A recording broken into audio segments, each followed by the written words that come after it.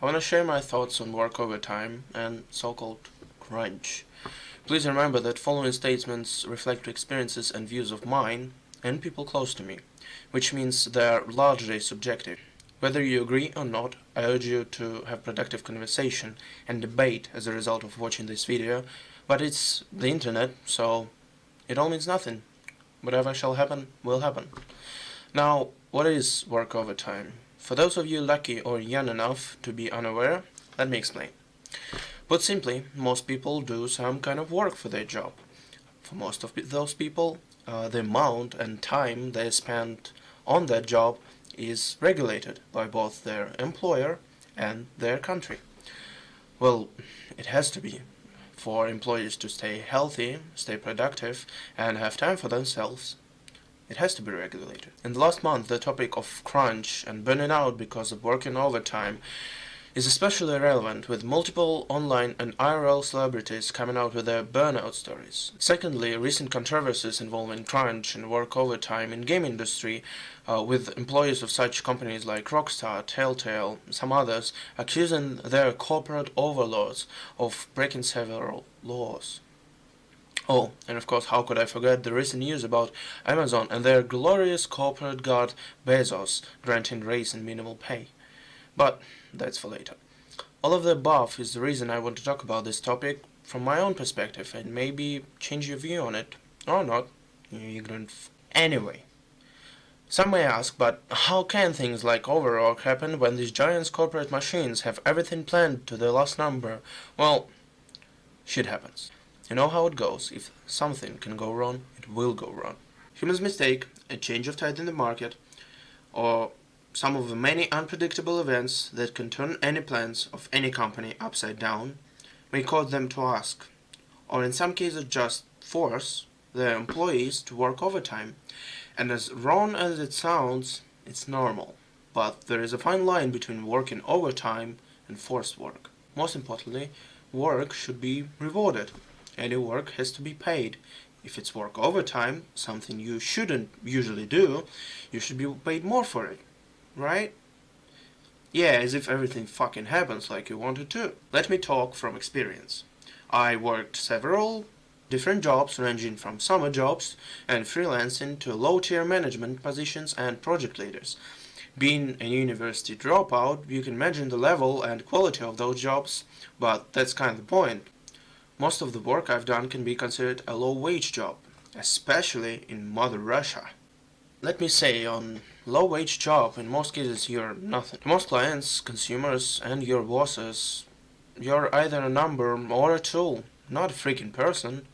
The bigger your employer is, less your opinion and feelings matter. It's kind of funny, actually. I worked a good share of my adult life in sales, realty sales, mobile technology sales, internet sales as well. Every time it's the same. Oh yeah, your opinion matters. Please let us make your work comfortable. But as soon as changes on the market or mistakes throw the company plans out the window, you are the fucking cause and remedy for any problem. You'll be the first to work overtime. You are going to say, but Turkey, there are laws that protect employees, setting limits for employees and punishment for abusing their workers. Yeah, fuck you. Here, in real life, such relationships are much more complicated. Firstly, you can never refuse overtime. If the great and scary corporate chain of command decides that scum like me and you have to work overtime to sell enough shit to customers, you will work overtime. Otherwise, prepare to work in hell, if you're not already. They can and will make you quit the job you need to pay the bills and keeps the light going. Hey man, they pay for it, right? You're not a slave or dumb enough to work for free, right? Of course, I never worked overtime for free while working for some big company, but there are nuances. In my country, if you work overtime, company basically has to pay you twice. First for the hours you overworked, and second time for all the hours you've accumulated over the limit to the end of the year. Here's the catch though, it doesn't fucking work. Firstly, the overwork may never stop. First order of business for a company in crisis is to cut costs. If I can do the job working overtime, why would the company spend extra funds to find another employee? It'll just pay you a bit extra and then replace you if you happen to burn out. And it works for them because of some issues with the working calendar, overtime work and holidays. They can cut the pay and not pay as much the second time in the year. They still pay you for all your work, right? Well, no. Well, I can say for other countries in glorious motherland, most if not all wage jobs have two parts in salary, fix and flex. Well, the flex part consists of various bonuses for quality of work, customer engagement, your sales and other shit relevant to your job.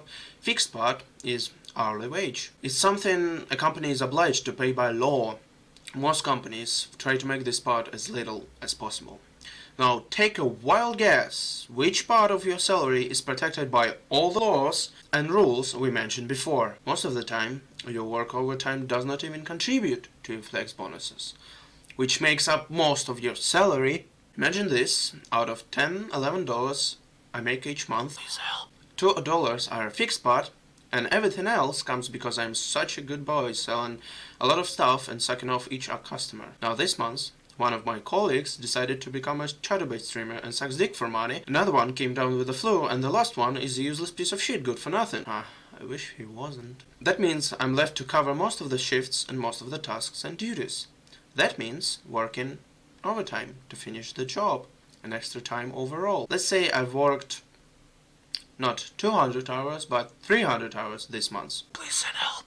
That means I get $3 for a fixed part, and I think you get $15–17 overall, right?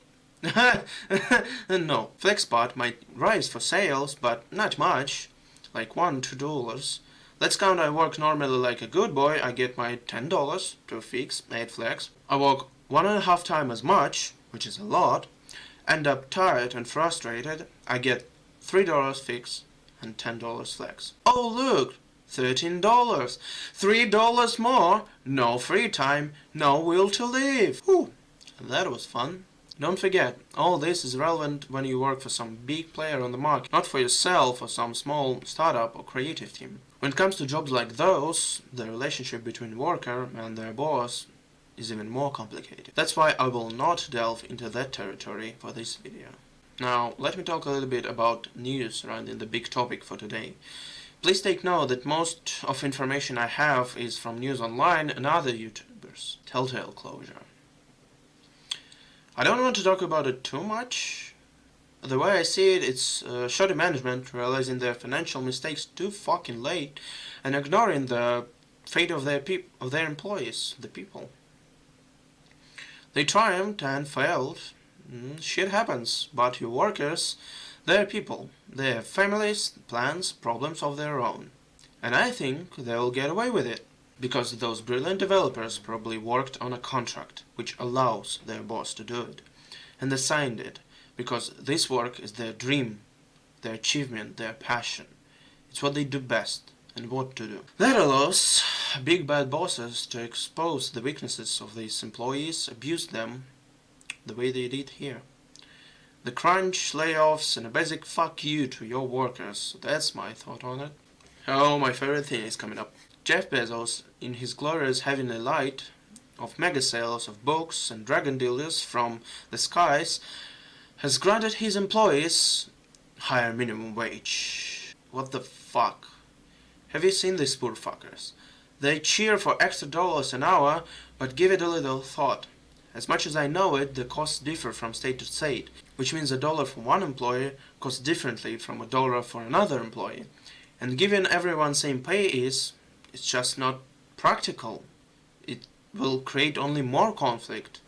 Finance is a hard, man. You hire smart people to count all these numbers, not just throw dice and call a random number for those salaries. Remember I've talked about two-part salaries? I bet my round ass that Amazon uses the same tactic. And when they raised the minimal pay, most probably the flex part was cut to 0.